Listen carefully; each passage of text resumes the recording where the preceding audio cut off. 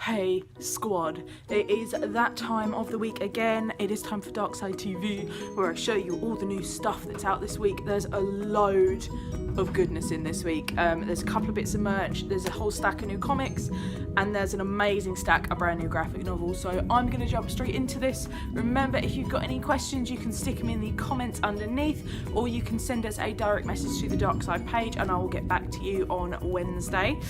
Likewise, if you want to put anything aside from any of this stuff, then do the same thing and I'll get back to you tomorrow. Let's smash through these new comics. First up, we've got Old Man Hawkeye issue 2 from Marvel.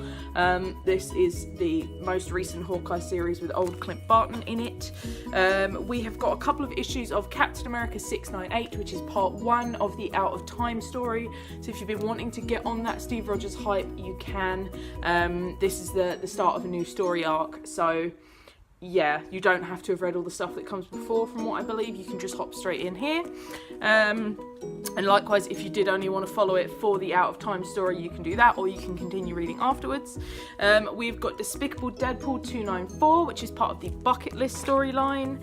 We have got the incredible Sleepless issue 3, which has been an absolutely beautiful fantasy story from Sarah Vaughan and Leila Del Duca.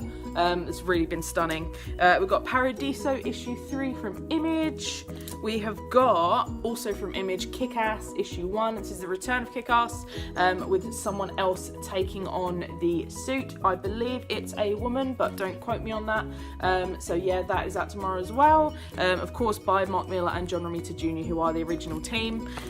We have got Judas issue 3 from Boom Comics, which has been absolutely incredible. The artwork is amazing. If you've missed these, please pick it up when it comes out in trade in a few months, because it really is something else. It is the tale of Judas, obviously, but it's just been incredible. We have next in the Milk Wars Young Animal DC mashup is Shade the Changing Girl crossover with Wonder Woman. I'm loving the covers of these, and I had a quick flick through this one and it looks beautiful. The artwork is just something else. Yeah, this looks awesome. I'm hoping they're going to do Milk Wars in its own trade, because it looks like it's been completely wild. And we've got Twisted Romance issue 2.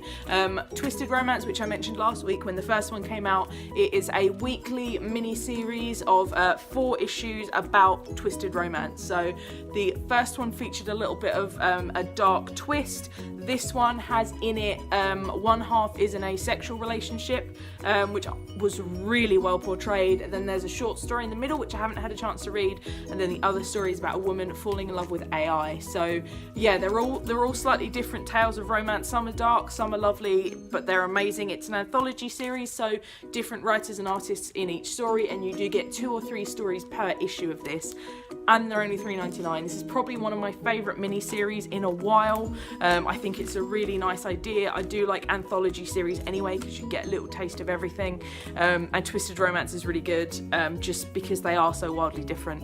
I'm going to do the merch because it's right in front of me, then I'm going to go through these graphic novels because there's loads of amazing ones this week. Merch wise, first up we have the next in the Amazing Rock Candy series, and it is the Dastardly Cruella de Vil. I actually like these because they now come in hanging boxes and they didn't used to, and her box has that classy Cruella font and the Dalmatian spots as well. The figure itself is gorgeous. They all come with the circular plastic bases as well, so they don't fall over. I personally have a bunch of the Rock Candy figures because I think they're beautiful. The paint job on them is a lot better than the Funko Pops, and they tend to focus on more characters that don't tend to get as much merch, like Cruella. So we've got a bunch of superhero ones of these, plus Tinkerbell at the moment. The Disney ones are coming out sort of, well, intermittently at the moment, so Cruella is the next one. I do only have one of those. You might have to fight me for it. And in the pop zone we have the, well, they've called him Goku Black. I don't know if that's his name in the series, but he is in the black outfit, black hair, a rather snazzy earring. And we have Future Trunks in a rather special crouching pose, lilac jacket, beautiful blue hair. So yeah, these 2 Dragon Ball ones. The Dragon Ball Pops tend to like go really super quick. So I've only got one of each of these. I would grab them while I've got them, to be honest with you. They're actually, like I said earlier, the paint jobs can be hit and miss, but they look pretty good on these ones. So that's the Pops. I've got so many graphic novels. my goodness. You can run up the stairs. No, I'm good. I've got it all. I'm a strong, independent woman. I am. Very strong, very independent. I've just been delivered a hot chocolate by a beautiful goddess. Right, I'm going to go through these graphic novels. There's lots. So some of these are new, some of these are newly stocked, shall we say. First up, we have second printings of the acclaimed Batman Dark Prince Charming. This came out, must have been just before Christmas, I think, and flew off shelves everywhere pretty much, hence why they've done a second printing. The interior is all exactly the same, the price is exactly the same. The fact it's a hardback is exactly the same. The only thing that differs with it being a second printing is the cover. There's a new piece of original art on there, which I quite like, that they, rather than just reprinting the same cover, they've done a completely new piece of artwork especially for it. So that is out tomorrow. That's the second printing. Obviously I don't have any of the first printings left because they came and went, so from what I understand it's going to be second printings that are available from now on. So if you've got a first printing, well done. And again, this is part 1 of 2, so the second part of this should be coming out, I thought it was maybe February, but don't quote me on that. And they're only $11.99, which is nothing for a hardback, to be honest. Next up we have Kim Reaper from Oni Press. I only read the first one of these, but it was super cute. It's by a British artist called Sarah Grayley. She also did a really good series called Pizza Witch. She's really into cats, and from what I remember, yeah, there's a girl called Becca, which is this one, and she has a crush on Kim. And Kim is a student, but she's also the Grim Reaper, hence Kim Reaper.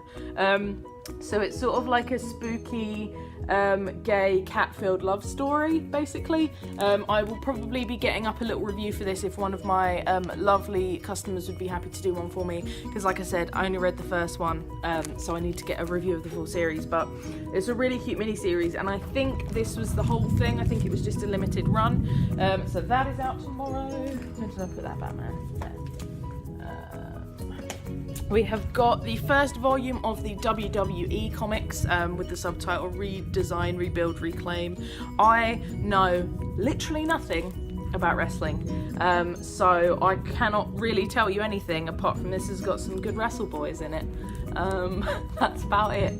The artwork has been beautiful though, even though, like I said, it's not my thing, but the art on it is by Dan Mora, who he's done the covers as well, I think, of these big strong boys who I don't know who they are.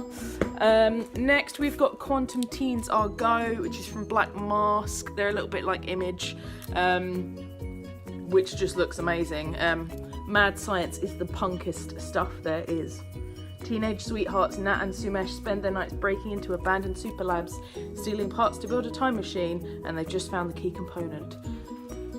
A cool tracheonic actuator, okay? But mysterious entities keep trying to stop them from turning it on. Now all they've got to do is hang on long enough to figure out why. This is from the same writer that did Kim and Kim. Its little description says it's a high-octane adventure full of robots, muscle cars, and queer skater punks. So, right up my street. I'm really into these outfits. So that is out tomorrow. We've got the Good Morning Superman board book. This was previously only available as a big picture book. So this is a little bit more hard-wearing if you're getting it for particularly grabby toddlers. They're really cute, actually, these little books. We've got one from the team of Lady Killer called You Have Killed Me, which looks like it is very similar to Lady Killer in that it's sort of a private eye retro sort of thing.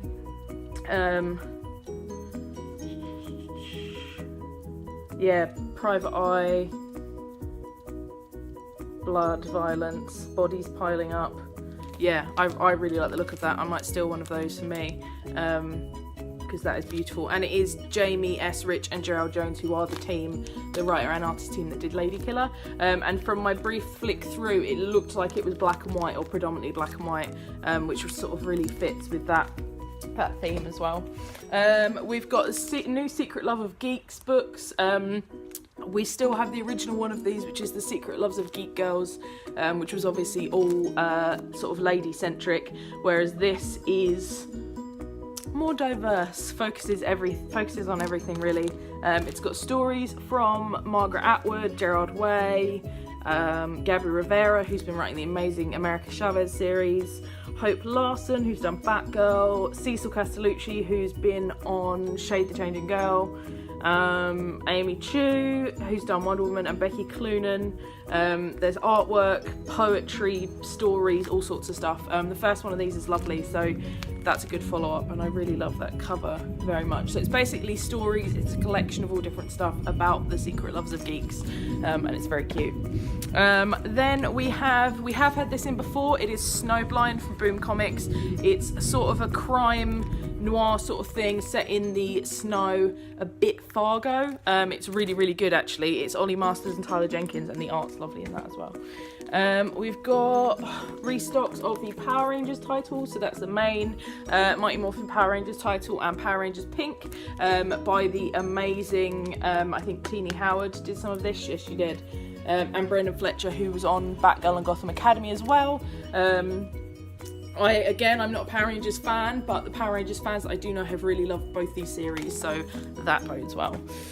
This is one that I really, really want to read just because out of pure curiosity, which is Planet of the Apes Green Lantern crossover. I don't understand, but it looks like fun. Like this front cover, which has an ape wielding a Green Lantern ring. That's pretty amazing. I'm very, very, very curious. But I mean, I guess if creatures like these can be Green Lanterns, then why not a Planet of the Apes ape? We've got restocks of Lumberjanes and Gotham Academy crossover, which was very super cute. Next, we have Giant Days, which is about 3 girls at university in the UK. And it's super, super, super cute if you like Lumberjanes. It's a little bit older audience-wise than Gotham Academy, but it is very lovely. I would say probably young teens upwards, but it's very, very good and still ongoing, so there's loads of it to get into as well.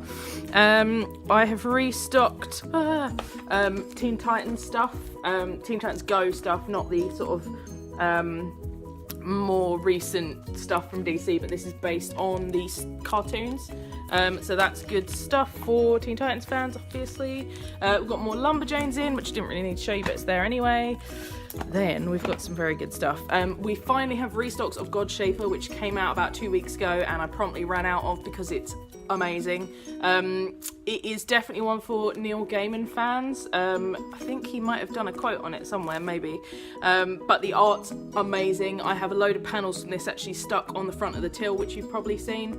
And it's written by Cy Spurrier, who's done some really good stuff, like The Spire, Cry Havoc. I think he's doing the Dark Crystal series at the moment.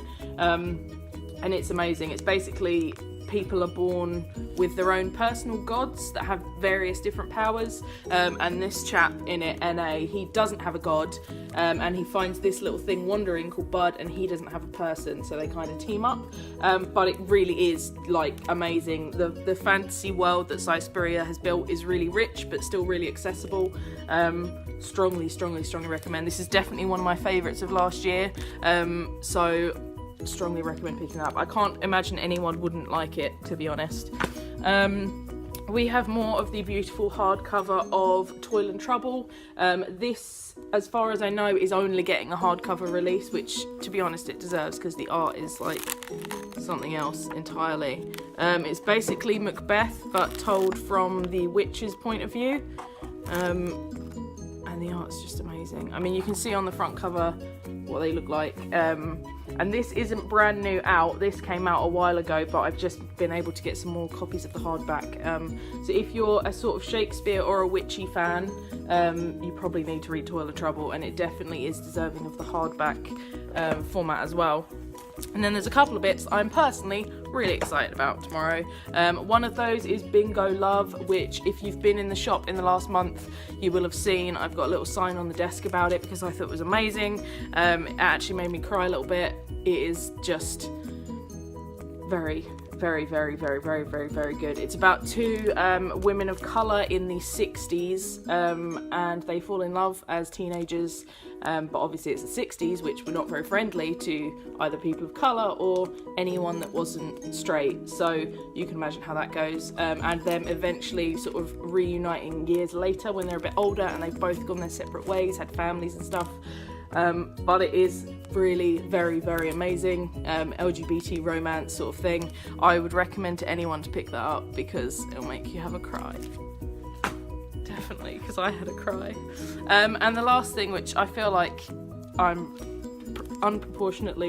disproportionately excited about, is Afterlife with Archie, which I've been trying to get for probably about 6 months and haven't been able to get it for various boring reasons. And I finally managed to get it, and it's so good. This is the first volume. They are supposed to be doing a volume 2, but there's some sort of slowness problems with that. But this is, if you've seen the horror Archie titles like Jughead the Hunger, where he's a werewolf, or the upcoming Vampironica with Veronica as a vampire, this is the stuff that started it all, basically. Zombies that, I'm just checking, I'm not going to tell you any spoilers. No. Basically, Jughead is patient zero in the zombie apocalypse. He starts off the zombie apocalypse, like the silly boy that he is, and it all kicks off from there. It's horror. It's actually quite violent, but in a good way. It's violent in what you'd expect from a horror title, basically. I also really love this cover. So if you have been watching Riverdale, then you'll definitely want to get on this. It really did start off all the horror Archie stuff, which is a really fun, like, interesting take, and I wish they'd do like a Halloween special of Riverdale that goes into it a bit. And like I said, they've done more horror titles spinning out of it. Obviously there's Sabrina as well, and the guy that wrote this is the guy that writes the Riverdale TV show, so you know it's going to be along the same thing. And he also wrote the Sabrina comic as well that they're going to be making into a show. And the art on it is by a guy called Francesco Francavilla, who's been doing the covers for Jughead the Hunger as well. So it is amazing. Zombie apocalypse, gruesome, heartbreaking. I won't tell you too much stuff about the plot, but the plot goes to some good places. So yeah, that's finally in, thank goodness. If you've been enjoying The Hunger or are looking forward to Vampironica, definitely pick this up as the starting place, or if you just want something a bit different, or if you're on that Riverdale hype like I am all the time. So that is all the new stuff, I think. Yeah, there's loads of new stuff, loads of graphics, loads of comics, loads of stuff. So with that said, message or comment if you want anything put aside, if you've got any questions. Maybe drop me a comment and tell me what out of the new stuff that you're most excited to check out. I hope lots of you will be swinging by this week to pick up your stuff, hang out, chat, tell me how good Black Panther is, because I can't go and see it till Monday, but no spoilers. And I think that's everything. So I'll see you on the dark side. Bye!